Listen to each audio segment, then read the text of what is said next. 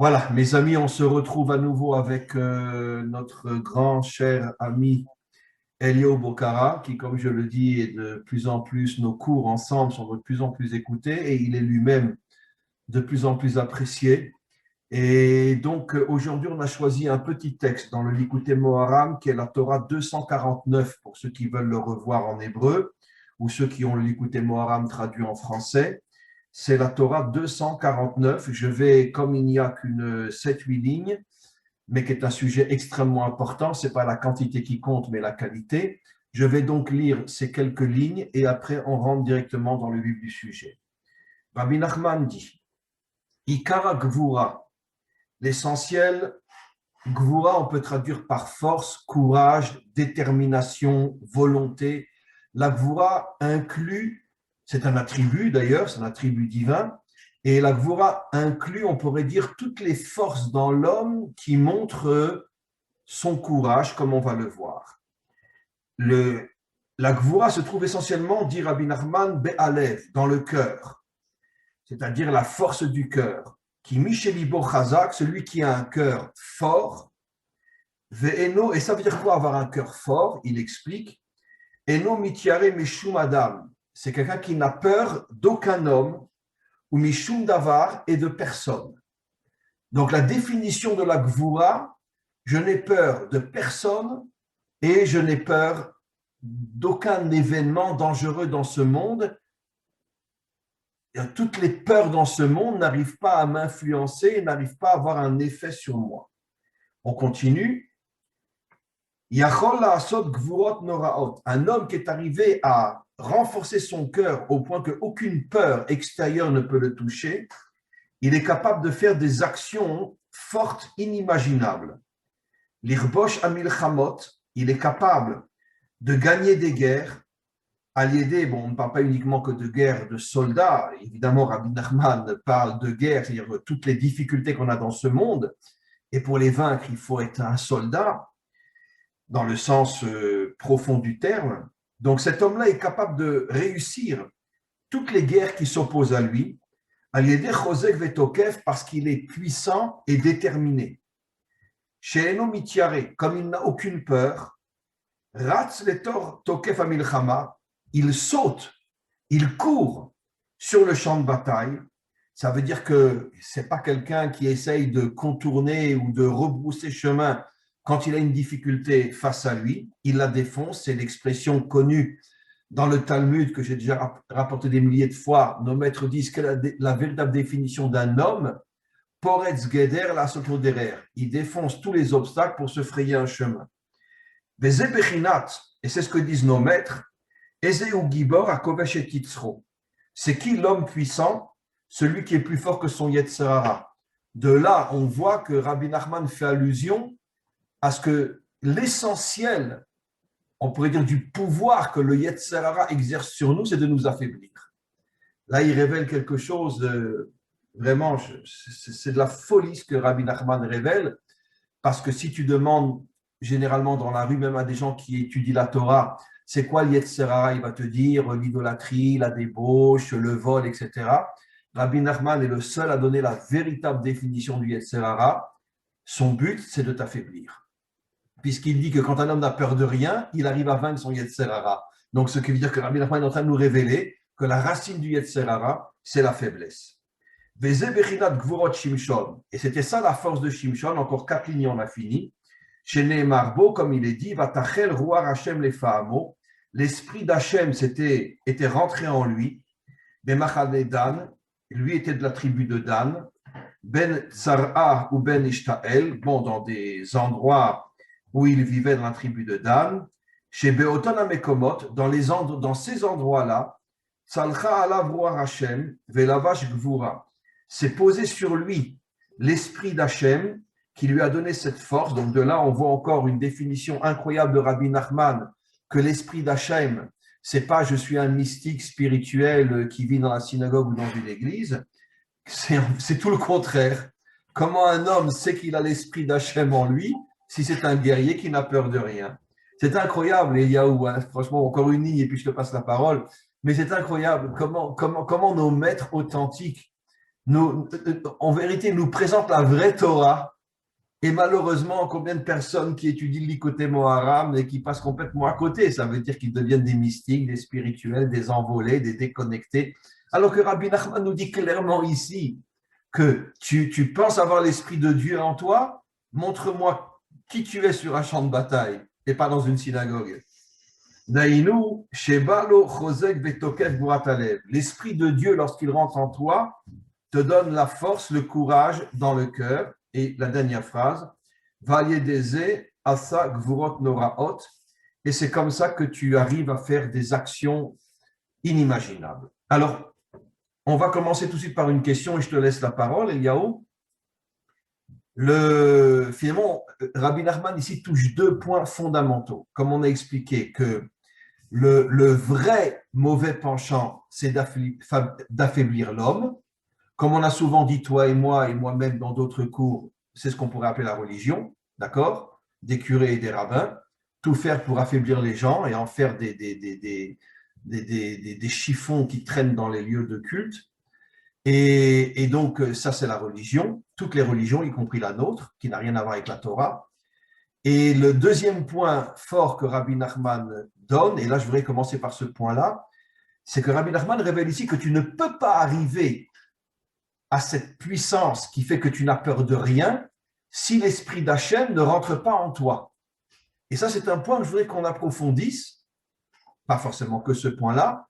Ça veut dire que d'une certaine manière, il faut mériter que Dieu se dévoile à toi, le vrai Dieu, pas le Dieu de la synagogue, pas le Dieu de l'Église, mais le vrai Dieu se dévoile à toi. À ce moment-là, tu te remplis de force et tu n'as plus peur de rien. Alors, donc, ma question c'est qu'on voit, d'après ce que dit Rabbi Nachman, qu'un homme ne peut pas arriver par lui-même à cette puissance-là, ce qui veut dire que, par exemple, un laïc, à plus forte raison un idolâtre, ne pourra jamais véritablement être un homme fort. Or, ma question c'est que oui, les soldats romains, les empereurs romains, et quantité d'autres, et les nazis, et on a vu dans toute l'histoire des hommes qui avaient un courage et une force inimaginables, et pourtant c'était des idolâtres ou des laïcs ou des croyants dans du n'importe quoi. Or là, Rabbi Nachman semble dire que tu ne peux avoir la véritable puissance que si tu mérites que Dieu se connecte à toi. Donc ma question, comment tu comprends ça? Puisque, je veux dire, Cassius Clay, c'était un géant, et il n'était pas juif, et il ne connaissait pas la Torah, et il avait peur de rien. Alors comment tu comprends? Alors justement, c'est là où je voulais en venir. Je voulais redescendre. Plus fort, Elio, parle plus fort. Je voulais redescendre sur des niveaux plus bas. Je voulais descendre sur le ring, justement, sur le combat réel, le combat tel qu'il est réellement. Vous avez dit Cassius Clay. Bon, Cassius Clay s'est converti à l'islam.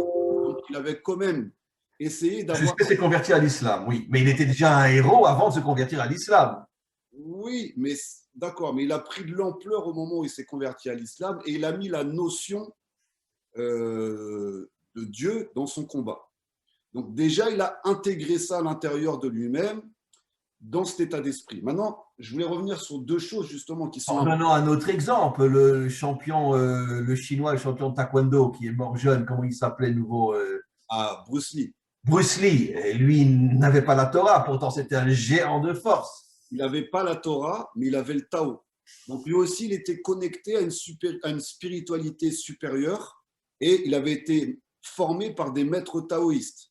Et son essence justement du kung-fu, donc ça venait du Tao. Lui, après, il a créé son propre style, sa propre école, mais ça venait des maîtres taoïstes qui lui avaient enseigné l'énergie illimitée.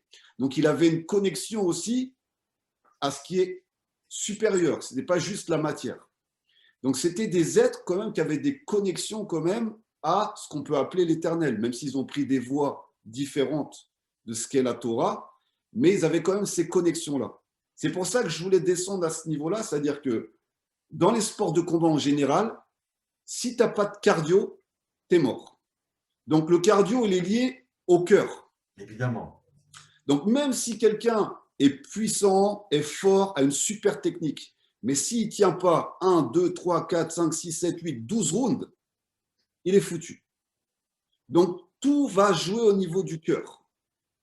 Maintenant, on sait que dans un combat, il y a le cœur, donc le cardio qui est très très important. Et qu'est-ce qui va faire tout le reste? c'est le mental. Donc on sait qu'Akadosh Baruch Hu repose sur l'être humain. Alors pourquoi ici Rabbi Nachman parle du cœur plus que du mental, puisque tu dis quelque chose d'absolument juste. Moi, j'aurais pensé que le mental est peut-être encore plus important que le cœur, puisque qu'est-ce que c'est le mental? Je refuse de me laisser impressionner, je refuse d'avoir peur, je refuse de croire ce que je vois. Puisque tu sais que nos maîtres nous disent que qu'est-ce que c'est un homme authentique, même s'il a le tranchant de l'épée sur la gorge, il ne se désespère pas qu'Hachem puisse le sauver. Alors c'est ce qu'il dit. Alors ça, c'est du mental, c'est pas du cœur, ça. Mais justement, Rabbi Nachman dit l'esprit divin le saisit pour la première fois à Machanedan. Donc il parle bien du cœur, mais il parle bien de l'esprit divin. Enfin, c'est une traduction l'esprit. Mais il parle du mental divin. On va l'exprimer comme ça, pour ne pas repartir à l'église. Donc le mental divin est entré sur lui. C'est-à-dire qu'il a pris conscience qu'il n'a plus aucune limite. Rien ne l'impressionne. Et vous avez dit au départ, on a vu l'Empire romain qui était fort. Ok, ils ont été forts tant qu'ils ne se sont pas affrontés à une armée qui est connectée à l'éternité. Tant qu'ils étaient confrontés à des religieux, ils arrivaient à garder le pouvoir. Ils ont détruit Israël aussi, complètement, jusqu'à aujourd'hui. Ils ont détruit Israël, mais au final, ils ont fini par être détruits parce qu'ils ne sont pas connectés à l'éternité. Les traces de... Nous, on est toujours là, mais eux ne sont plus là. Donc, ils ont perdu le combat. Ils n'ont pas gagné le combat. Ils ont peut-être gagné une bataille. Ils n'ont pas gagné la guerre. Ils n'ont pas du tout gagné la guerre, loin de là. D'ailleurs, toutes les civilisations qui se sont attaquées à Israël ont gagné des batailles, mais n'ont jamais gagné la guerre. Car nous, on est toujours là et on peut aller cracher sur leur tombe. Alors, c'est ça la connexion, c'est-à-dire qu'il y a le cœur avec ses deux ventricules, le côté gauche et le côté droit. On sait qu'il y a un ventricule qui va envoyer le bon sang dans l'organisme et qui va l'alimenter, et il y a l'autre ventricule qui va absorber le mauvais sang. Et on sait que dans la Torah, il y a le Yetzer Hara et le Yetzer Tov dans le cœur. On a une partie du cœur qui est connectée au mauvais penchant et une partie du cœur qui est connectée au bon penchant. Le but, c'est que les deux parties du cœur, donc le cardio, servent directement le mental. Donc, on le voit très bien. Regardez, quelqu'un qui a peur. Mais de toute façon, le cœur aussi envoie du sang au cerveau. Le cœur envoie du sang. Le sang le plus purifié arrive au cerveau, d'ailleurs. Exactement, mais le cerveau envoie les contractions au cœur parce que c'est relié au système nerveux. C'est-à-dire que quelqu'un qui a peur, son cœur va commencer à s'accélérer. Et donc, du coup, il va commencer à emmener la peur sur son cœur. Donc, on voit que les deux sont interconnectés. Et on voit bien, et on revient toujours à la même chose, quelqu'un qui agit que selon son cœur commence à vivre dans une société complètement déconnectée du Créateur. Il agit que selon son cœur. Et quelqu'un qui agit que selon son cerveau peut rentrer dans une société complètement spirituelle et vice-versa. Il y a aussi des religions dans le sens déconnecté de la réalité. De la réalité. Mais il y a aussi la religion du cœur et la religion du cerveau. Absolument. Et il y a aussi la stratégie du cerveau, c'est-à-dire une stratégie qui est binaire, dictatoriale, tout est calculé, tout est carré. Et il y a aussi la stratégie du cœur, où on arrive à t'avoir d'une manière négative en te manipulant par les séduisant. C'est tout le système de publicité d'aujourd'hui où on vient jouer sur tes émotions pour que tu craques, t'achètes et que tu sois lié à tes... Ça veut dire que la grande majorité des hommes n'ont aucune connexion entre le cerveau et le cœur, je parle dans le sens profond du terme, et donc tu les as ou par le biais d'une action sur leur cerveau ou par le biais d'une action sur leur cœur.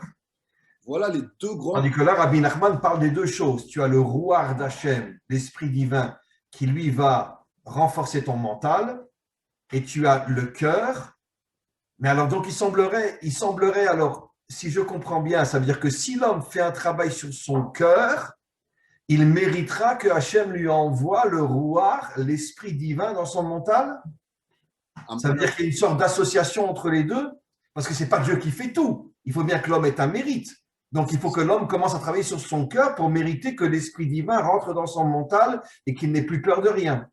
D'où l'entraînement au mitzvot, d'où l'entraînement du corps à renforcer son corps, d'où l'entraînement du roi David au combat. Merci à Hachem de m'avoir enseigné le combat. C'est Hachem qui lui a enseigné le combat, mais dans les psaumes. Dans les Teilim, c'est écrit directement, de lui avoir enseigné le combat. Donc on se rend compte que les deux combats qu'on va mener pour justement devenir puissant, avoir la gvoura, c'est vaincre le mauvais côté du cœur et vaincre le mauvais côté du mental. Donc, le mental faible, eh ben, il se laisse influencer par tout ce qu'il a autour de lui et il a peur d'une armée comme l'armée romaine, d'accord? Il va avoir peur de cette armée. Et il y a le bon côté, comme Rabbi Shimon Bar Yochai, comme vous expliquez dans un cours que vous avez mis la semaine dernière, qui n'a eu peur de rien et qui a continué le combat jusqu'au bout, quitte à être persécuté, chassé dans les grottes et devoir fuir pour continuer le combat. Il a mérité que Hachem lui a révélé la lumière de la délivrance finale, qui est le Zohar. Exactement, c'est-à-dire que c'est là qu'il se révèle. On revient toujours à la même chose essentielle. Qui tu crains le plus? Un lion, un homme ou la source de toutes les sources? Si tu crains la source de toutes les sources, tu sais que c'est lui qui dirige tout. C'est lui qui est derrière tout. Donc tu es prêt à affronter une armée comme un seul homme. Une armée ne te fait pas craindre, au contraire. D'une certaine manière, dans toutes les unités d'élite, pas maintenant sur le plan purement soldat, et comme en Israël, mais on n'est pas les seuls, ils envoient des fois des individus seuls dans un pays pour prendre des renseignements ou pour s'infiltrer, etc. Et c'est évident que bon, ils sont à ce niveau-là de n'avoir peur de rien. Exactement. Mais tu voudrais dire que ça serait impossible s'ils n'ont pas à leur niveau une certaine connexion avec l'au-delà, avec quelque chose qui est au-dessus de l'homme. C'est-à-dire qu'un homme qui est 100% laïque ne pourra pas atteindre ce niveau-là. C'est impossible. Et non, parce qu'il n'aura pas le roi d'Hachem, il n'aura pas le souffle d'Hachem.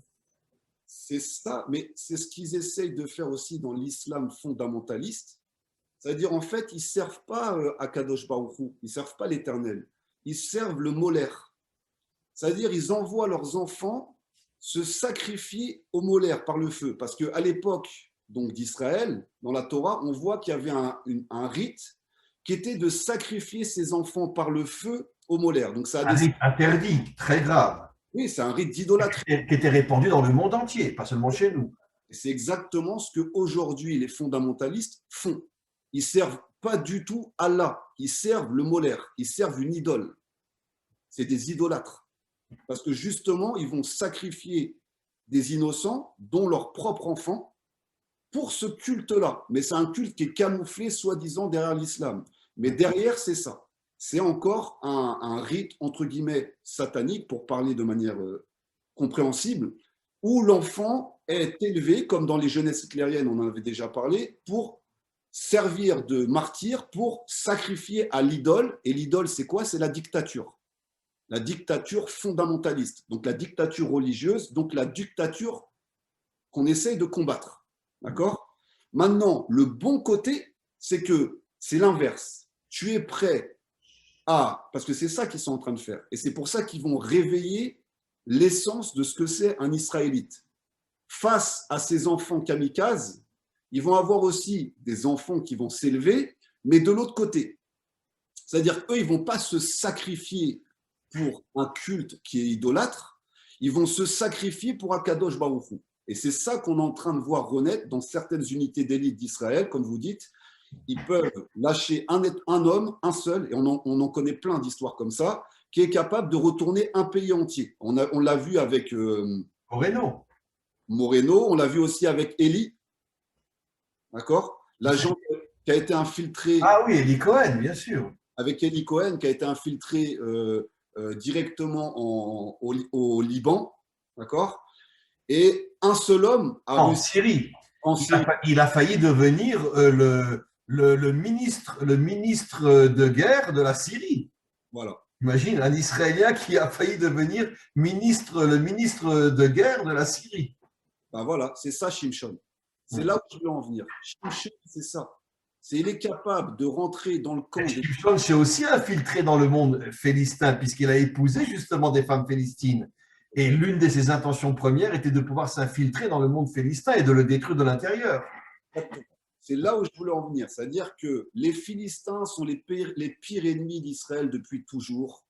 D'accord? Ils servent des dieux idolâtres depuis tout le temps. Ils ont pris aujourd'hui une apparence musulmane, mais derrière, c'est un culte idolâtre qui est derrière, il faut le dire clairement. Enfin, moi, je le dis, je l'assume. C'est le culte du pouvoir humain, c'est tout, qui est déguisé derrière Allah. Exactement. D'ailleurs, il faut savoir, Eliaou, qu'il y a énormément, bon, ils n'osent pas ouvrir leur bouche parce qu'ils ne veulent pas être liquidés, mais énormément de vrais musulmans savent très bien que les terroristes ne représentent absolument pas Allah. ils se servent de Allah pour leurs propres besoins personnels. D'ailleurs, comme les croisades, on va libérer Jérusalem au nom de Dieu. On va libérer, on va aller faire du fric là-bas, on va massacrer toutes les communautés juives sur notre passage pour prendre du pouvoir et du fric.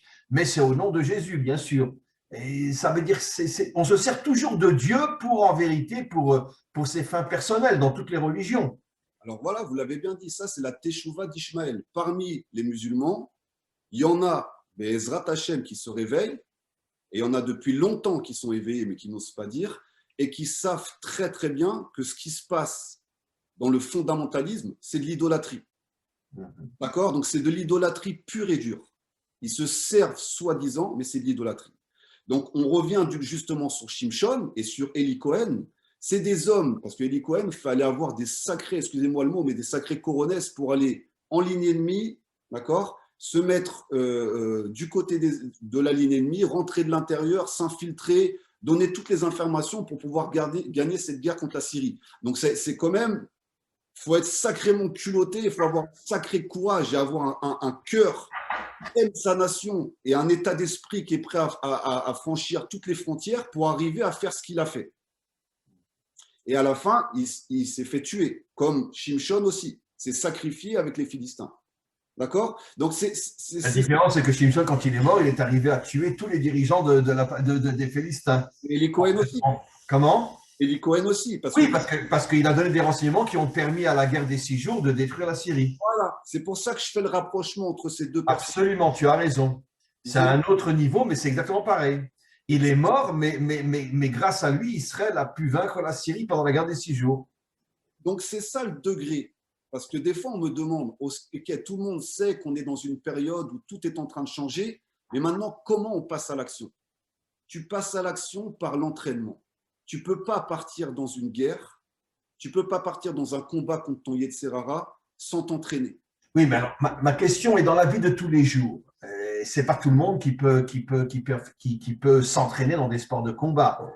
Et je dirais même plus qu'en vérité, ici, Rabbi Nachman parle de la force du cœur. Il ne parle pas tellement de la force des muscles. Je sais, ça a été dit. Prenons l'exemple de Moreno, par exemple, sur lequel on a dit que depuis le roi David, jamais Israël n'avait eu un guerrier comme Moreno, mais ce n'était pas un homme qui mesurait 2 mètres et puis qui avait des muscles comme Cassius Clay ou comme les tiens. D'accord? Il paraît que c'était quelqu'un de très fin, très, etc., mais qui avait une force mentale et une force du cœur qui fait que même s'il avait été devant 100 tanks, il n'aurait pas rebrouché chemin, même s'il est tout seul. Mais c'est Donc, ça la force.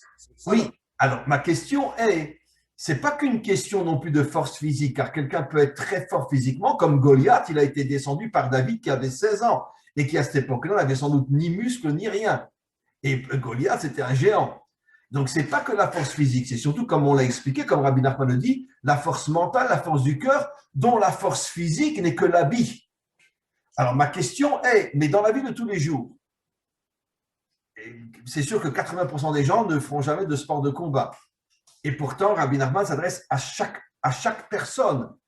Il lui demande d'être à un niveau qu'il n'a plus peur de rien. Comment qu'on y arrive? Comment qu'on y arrive dans la vie de tous les jours? Alors, juste une chose, dans tous les domaines, déjà, les sports de combat, aujourd'hui, pour moi, sont obligatoires pour tout le monde. Le Krav Maga, par exemple, est accessible à tout le monde. On peut le pratiquer à partir de 6 ans jusqu'à... Il n'y a pas d'âge. Donc, c'est accessible à tout le monde, déjà, d'une, de savoir se défendre, c'est accessible à tout le monde. Maintenant, le combat se joue sur divers terrains. On est d'accord qu'il n'y a pas que la force physique, et d'ailleurs, la force physique n'est rien face à un bon mental et un bon cœur. Vous l'avez très, très bien dit. Et c'est l'essence des arts martiaux et du combat. Moi, je l'ai vu souvent dans des oppositions. Ceux qui étaient le plus costauds, donc musculairement parlant, n'étaient pas du tout les meilleurs combattants. Ben, Bruce Lee n'avait pas un corps d'athlète surhumain. Hein. Il était très fin, Bruce Lee. Il avait un corps d'athlète, c'est un athlète, mais qui n'était pas superflu. Voilà. Dans le bodybuilding et dans le volume musculaire. Mais par contre, il avait une force surhumaine parce qu'il avait compris que la force, comme on vient de le dire, vient de l'esprit, du mental et du cœur. Et il alliait ces deux choses. Donc, on peut prendre exemple. Je vous avais envoyé aussi une bande-annonce sur Victor Young Pérez, donc, qui était un des plus jeunes champions du monde, qui était un juif tunisien d'ailleurs, et qui, pendant la guerre 39-45, Ah, à Auschwitz, ils l'ont obligé à faire des combats. exactement, Oui, bien sûr. ils l'ont obligé à faire des combats. Bon, il avait un niveau de champion du monde à 20 ans, et pour aller chercher des membres de sa famille, il a dû retourner dans les endroits où les Allemands étaient, il s'est fait rafler et il a fini dans les camps. Dans les camps, les Allemands le sous-nourrissaient, lui donnaient une sous-alimentation, sachant qu'il travaillait dans les cuisines. Et le peu de nourriture qu'il récoltait, il le gardait de côté pour les plus faibles du campement. Lui, il ne les mangeait pas. Il restait presque à jeun tout le temps. Et les Allemands, sachant qu'il y avait un champion du monde de boxe dans leur camp, juif qui plus est, voulaient l'affronter pour montrer la supériorité allemande. Manque de peau, malgré le manque d'alimentation et les conditions, il arrivait quand même à vaincre des Allemands beaucoup plus gros, beaucoup plus forts que lui. Ce qui humiliait les Allemands qu'un petit juif qui ne mange pas ait un mental et un cœur aussi forts. Ils ont fini par le tuer dans une marche de la mort. Et qui l'a tué dans la marche de la mort? Un des combattants allemands qu'il avait battu dans le camp. Il lui a mis une balle dans la tête. Donc là, on voit la force de ce que c'est le mental et le cœur, puisque l'homme n'était pas alimenté, il n'avait pas de repas tous les jours, il n'avait pas de récupération, et il n'avait plus d'entraînement, et en même temps, il était cassé psychologiquement tous les jours. Malgré ça, il a réussi à montrer qu'on est capable de passer au-delà des limites physiques grâce au mental, donc grâce à la connexion avec Hachem, parce que pour moi, le mental, c'est la connexion avec Hachem. C'est le roi d'Hachem qui rentre en toi. Voilà.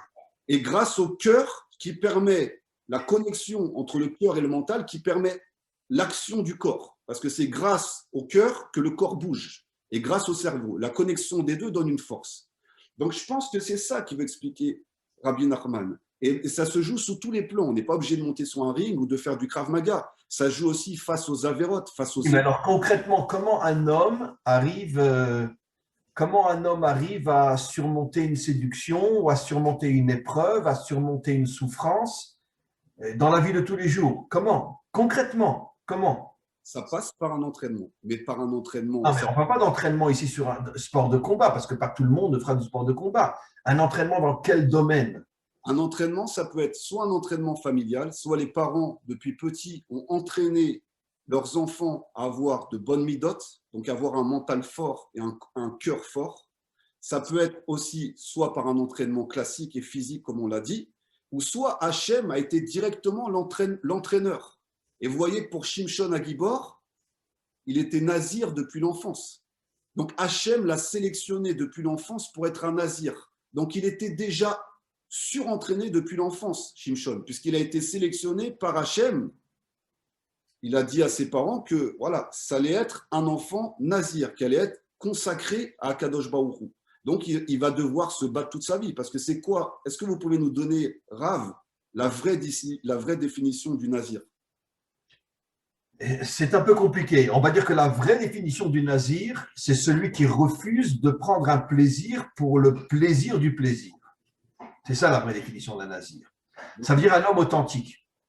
Bon, alors nous, on en a fait dans toutes les fausses religions le nazaréen, mais en vérité, la définition d'un nazir, c'est que, par exemple, je vais au restaurant avec mon épouse, c'est pas uniquement pour kiffer l'assiette, c'est pour me retrouver un moment avec elle. Je vais à l'hôtel avec mon épouse, mais si j'ai les gros moyens, un hôtel 5 étoiles, c'est pas uniquement et essentiellement pour kiffer l'hôtel, c'est pour pouvoir me retrouver avec elle. Ça veut dire construire le couple. Ça veut dire que ça se joue sur un cheveu. Évidemment, ne soyons pas idiots, ne soyons pas hypocrites. Évidemment que si le restaurant est bon, on va profiter du restaurant. Mais ce n'est pas pour ça que j'y vais. J'y vais, ma vraie raison, c'est pour qu'on se retrouve ensemble. Donc c'est quoi le nazir? C'est pas quelqu'un qui ne profite pas de la vie. C'est quelqu'un qui met de bonnes et pures intentions dans son profit de la vie. Ça, c'est la définition du nazir. Donc, ça se rapproche de la définition du Gibor. Il est capable... L'homme authentique. Le contraire de ce que les religions ont fait. qui nous font croire que le nazir, c'est celui qui est en haut sur une montagne et que toute la journée, il dit mon Dieu, mon Dieu, mon Dieu, mon Dieu. Non, pas du tout. Voilà, donc ça nous donne déjà une bonne réponse de qu'est-ce qui peut nous emmener à développer notre cœur et notre mental. D'arrêter de céder à tous les plaisirs, à tous les surplus négatifs de ce monde. Parce qu'au final, ils nous affaiblissent. C'est des plaisirs qui nous affaiblissent. Si c'est dans le trop. Et le monde occidental, il cherche à nous affaiblir avec toutes les séductions de ce monde. Donc, c'est ce qu'on voit. C'est-à-dire qu'aujourd'hui, l'homme occidental, par rapport, excusez-moi, entre guillemets, mais à l'homme oriental, s'il y avait une confrontation guerrière homme à homme, les Occidentaux sont foutus. Oh, c'est évident.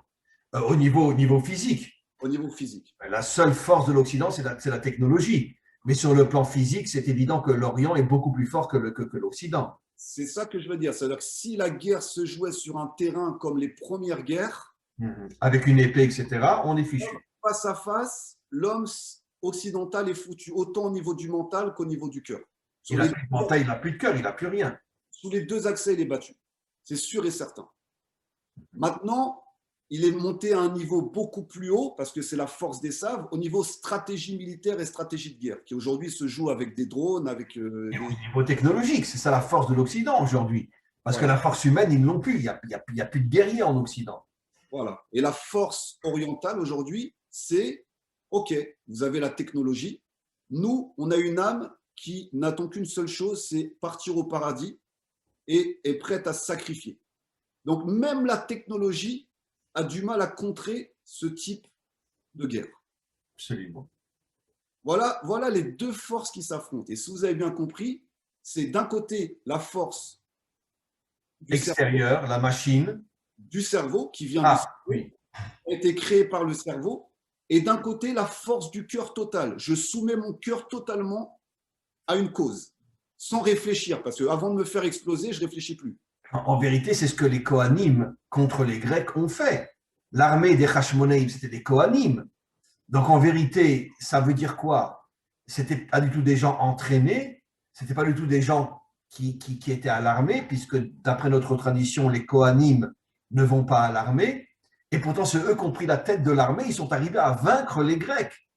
Or, c'est évident qu'au départ, ils n'avaient pas cette puissance physique, mais c'était la prise de conscience que précisément eux doivent donner l'exemple, parce que justement, pour que tout le monde voit que, bien que ce ne sont pas des gens entraînés, mais ils sont arrivés à avoir une telle force mentale et au niveau du cœur, comme on le voit dans les livres qui parlent de leur guerre, les Grecs étaient sur des qu'on appelle ça, sur des éléphants, et ils passaient sous les éléphants et ils enfonçaient leur épée dans le ventre de l'éléphant en sachant que l'éléphant s'écroulerait sur eux, mais eux aussi, de certaine manière, ils étaient prêts à mourir pour sauver leur peuple. Exactement. Et c'est ça, mais au final, c'est l'esprit divin qui s'est posé sur eux. C'est ça qu'on parle. Bien sûr. L'esprit s'est posé. C'est-à-dire que Hachem, des fois, quand tu es Kadosh, vient faire la guerre avec toi. C'est pour ça que l'islam fondamentaliste aujourd'hui, et même l'islam modéré, parle de guerre sainte. C'est une guerre justement où ils veulent appeler, parce qu'ils ont Ishmaël, ils ont El dans leur nom, ils veulent appeler dans leur guerre Hachem, face à Terminator, face à la technologie. Mais ils le disent, Allah Akbar, de toute façon, ils n'invoquent que Dieu, de toute façon.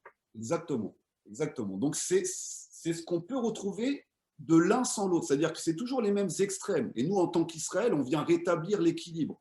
C'est-à-dire l'extrême du cerveau donne la technologie d'aujourd'hui, donc des guerres virtuelles avec une technologie de bombe atomique qui détruit une armée avec une bombe et même un pays et même le monde entier, tellement la force de destruction est grande avec le cerveau, donc connecté à l'âme, ça va très très loin. C'est pour ça qu'Esav, on ne peut presque pas l'arrêter au niveau de son avancement.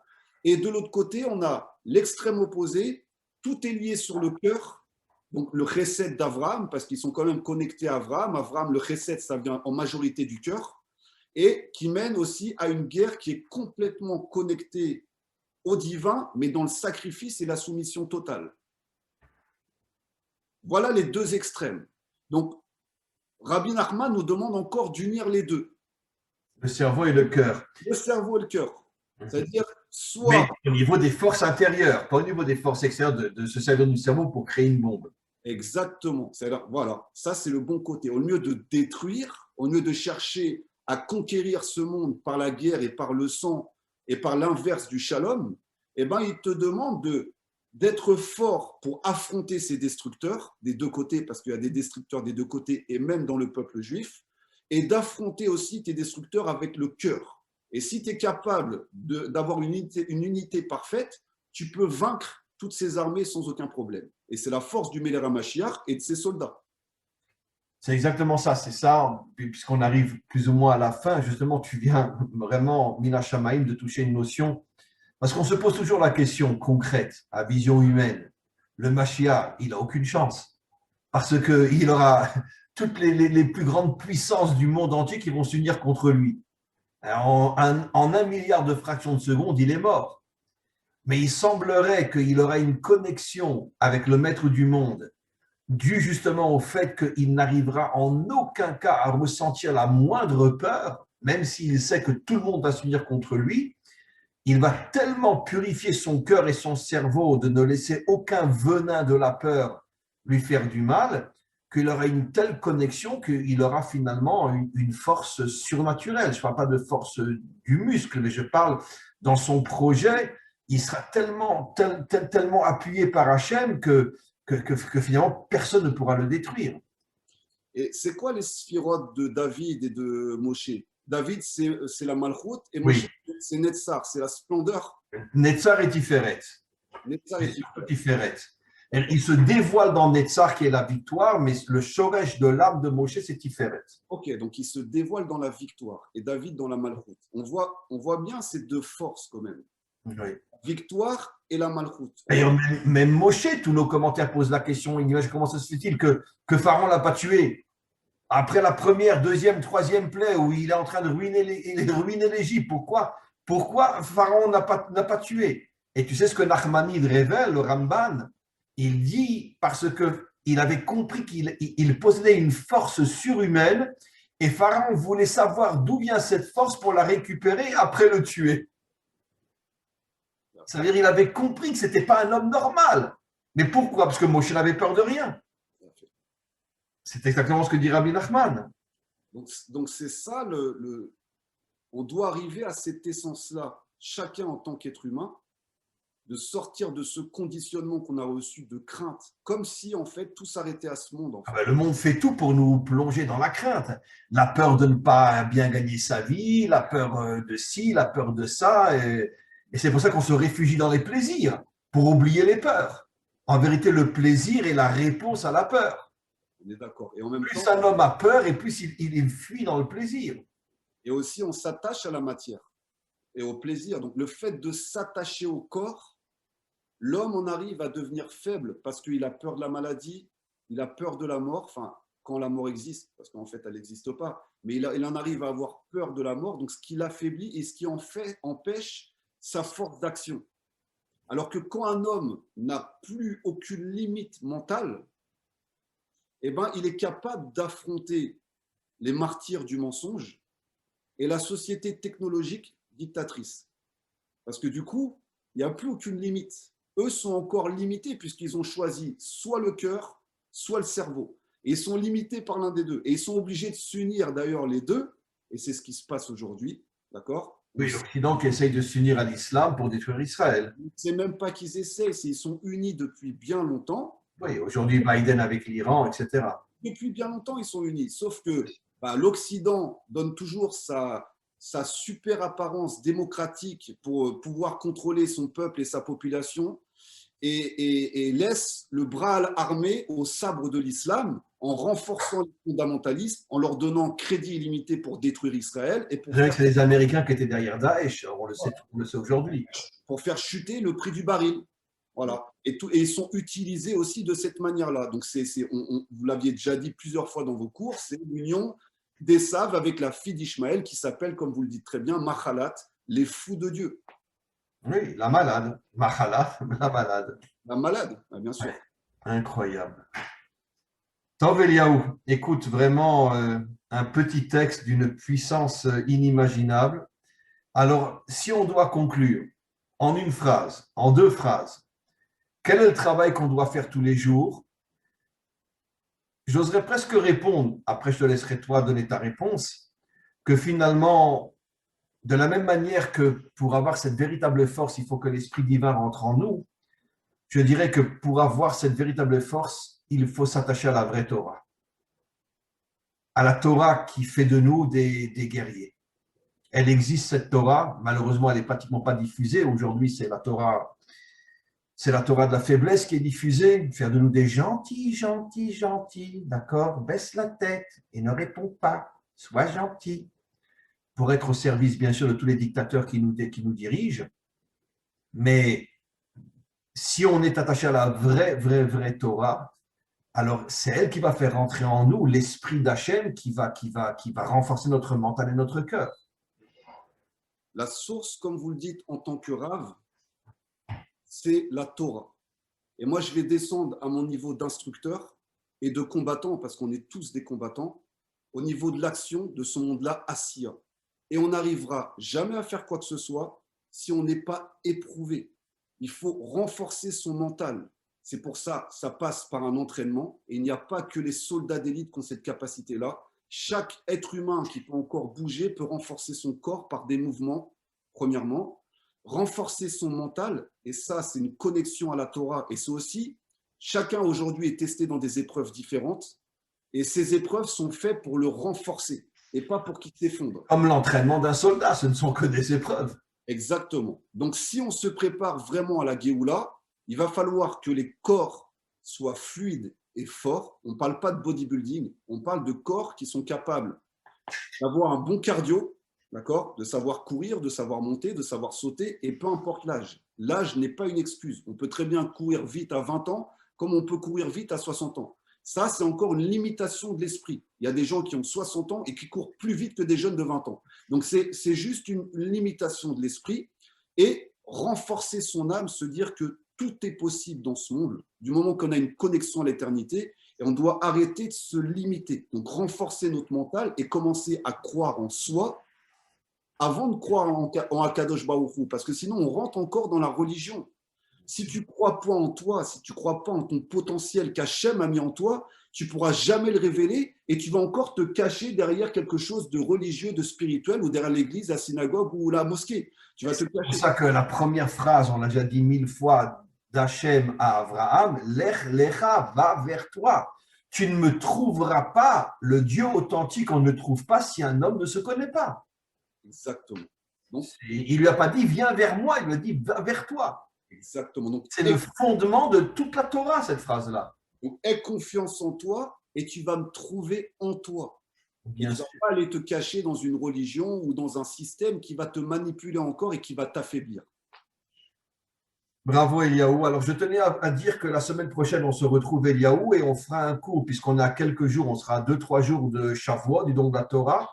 On va se lancer dans une explication sur la Torah elle-même, d'accord?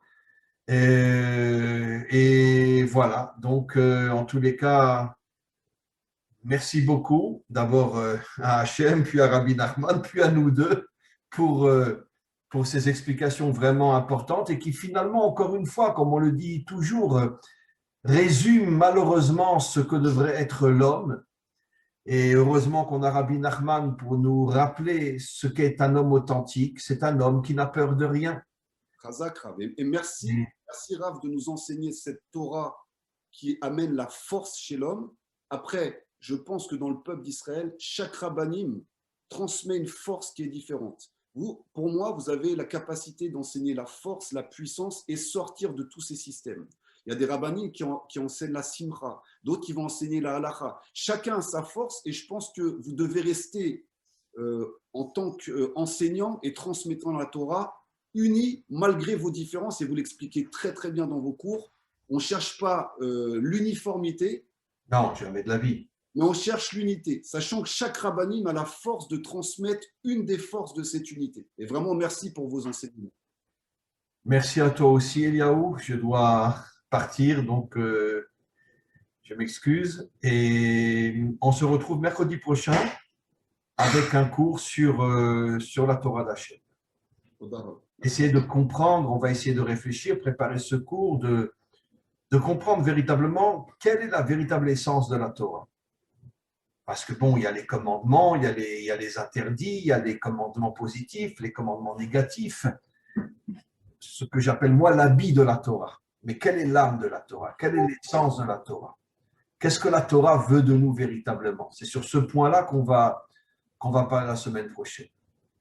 Voilà, je te souhaite une excellente journée à toi, à tous ceux qui écouteront ce cours. Et je mettrai ce cours donc lundi.